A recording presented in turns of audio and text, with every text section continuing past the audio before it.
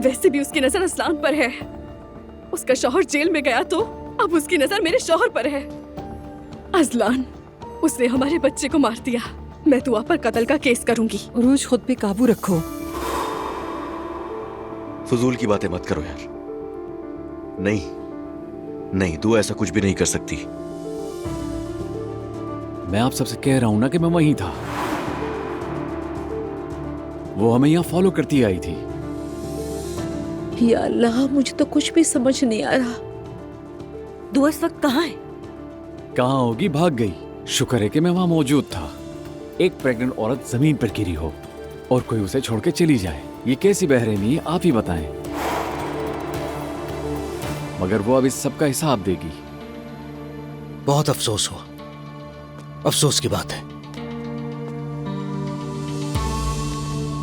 यहाँ कुछ ज्यादा ही भीड़ है। डॉक्टर साहब, ये सब मेरे घर वाले हैं। उरूज साहिबा, आप घर जाकर आराम कर सकती हैं। मैं तो आज यहाँ अपने बेटे की दिल की धड़कन सुनने आई थी। उसे यहाँ छोड़कर कैसे जा सकती हूँ मैं?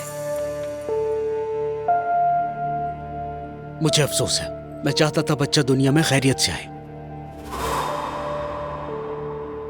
लेकिन मुझे अफसोस है।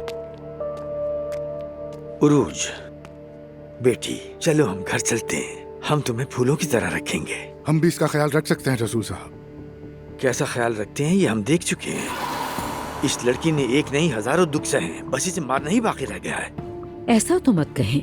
हम खुद हिफाजत करेंगे। बाबा जान, बस करें। खुदा के लिए आप लोग झगड़ा करना बंद करें। मैंने आज अपने बच्चे को खो दिया है, वो भी दुआ की वजह से। उसने मेरे बेटे को मार दिया।